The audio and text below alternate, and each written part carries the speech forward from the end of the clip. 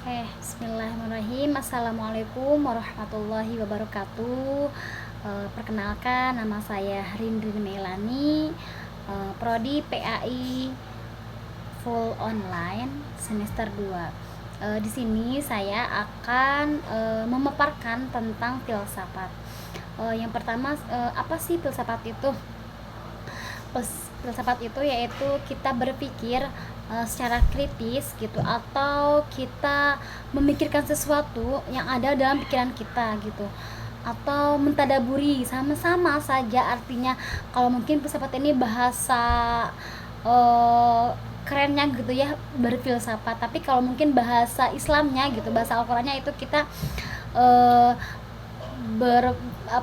tafakur gitu, tadabur, ya artinya sama-sama berpikir gitu. Sebagaimana Allah berfirman di dalam surah Ali Imran ayat 190 sampai 191, yang artinya sesungguhnya dalam penciptaan langit dan bumi dan pergantian malam dan siang terdapat tanda-tanda kebesaran Allah bagi orang-orang yang berakal. Nah, jadi kalau kita memikirkan tentang ini bagaimana ya proses alam ini, pasti ada yang menciptakan. Nah, itu kita sudah berfilsafat dan sudah bertafakur gitu. Kalau dalam bahasa Islamnya gitu, bertafakur gitu. Banyak sekali ayat di Al-Qur'an yang menjelaskan tentang berfilsafat. Itu salah satunya tadi di surah Ali Imran. Ada juga yang firman Allah yang tentang tadabur gitu. Di surah An-Nisa ayat 82, yang artinya maka tidaklah mereka menghayati atau mendalami Al-Qur'an sekiranya Al-Qur'an itu bukan dari Allah, pastilah menemukan banyak hal yang bertentangan di dalamnya. Nah, ini Masya Allah ya, kalau kita berfilsafat dengan sangat sangat mendalami gitu, pasti kita akan merenungkan ayat ini gitu, berarti kita sudah berfilsafat.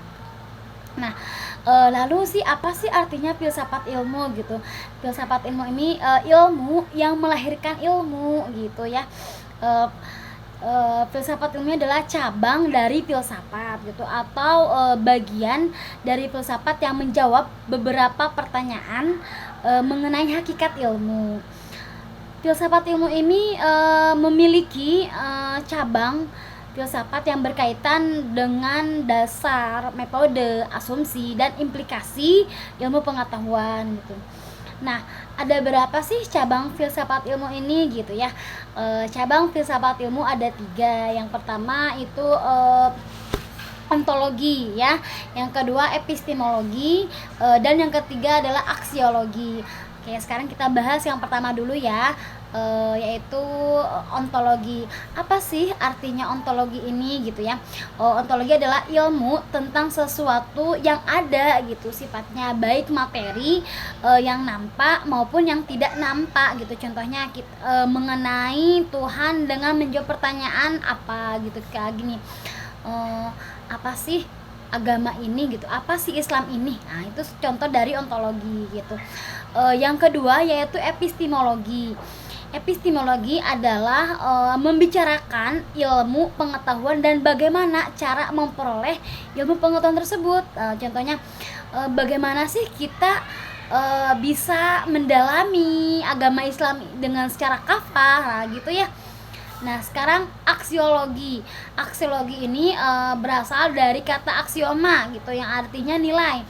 Logos artinya ilmu. Jadi aksiologi ini adalah teori tentang nilai atau ilmu tentang nilai gitu. Nilai yang berguna. Jadi ada kegunaan nilai dari sebuah pengetahuan. Maka untuk menjawab pertanyaan ini yaitu menggunakan untuk apa. Kata contoh gini, untuk apa sih kita belajar ilmu agama? Nah, seperti itu ya. Lalu apa sih manfaatnya kita mempelajari filsafat ilmu bagi mahasiswa PAI gitu ya, yaitu pendidikan agama Islam.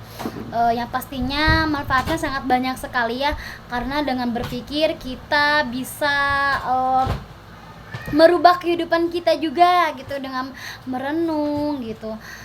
Terus kita dapat ilmu-ilmu baru juga gitu ya. Pokoknya untuk belajar filsafat ini dalami saja Al-Quran, Masya Allah ya gitu, karena dengan mendalami Al-Quran kita banyak sekali ilmu yang didapat gitu ya. Lalu sih apa sih hambatannya ketika kita belajar filsafat gitu ya? Mungkin banyak bahasa-bahasa asing bagi saya pribadi, yaitu kayak aksiologi gitu, epistemologi, ontologi itu kayaknya asing deh, padahal itu semua ada di Al-Qur'an gitu ya. Karena mungkin itu di bahasa barat kan, jadi asing gitu terasanya gitu ya. Kayak tadabur, kayak tafakur itu sudah tidak asing lagi kan gitu. Terus itu yang pertama. Terus yang kedua, hambatannya, banyak orang gitu ya yang ini jangan belajar filsafat, nanti kamu sesat gitu ya. Banyak yang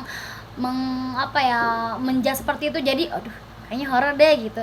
Tapi setelah bertemu dengan dosen, masya Allah, ternyata ya tidak sehoror itu filsafat itu gitu ya. Tapi memang sih kalau kita mendalami banget gitu, ya Al-Quran saja gitu, karena semua ilmu ada di Al-Quran gitu ya. Nah, terus pertanyaan selanjutnya sih, upaya apa gitu ya, yang akan dilakukan untuk menghadapi hambatan tersebut gitu ya. Yang pastinya belajar mendalami Al-Quran lebih banyak lagi beserta tafsirnya gitu ya, biar kita memahami, oh ya ini ayat seperti ini. Tapi kalau kita baca Al-Quran tapi tidak memahami pun sama saja gitu ya. Dan kita juga tidak bisa menafsirkan atau mentakwilkan Al-Quran dengan bahasa kita sendiri, kita harus ada gurunya gitu. Maka dari itu kita harus punya guru untuk berfilsafat, untuk belajar Al-Quran. Mungkin seperti itu. Terima kasih. Wassalamualaikum warahmatullahi wabarakatuh.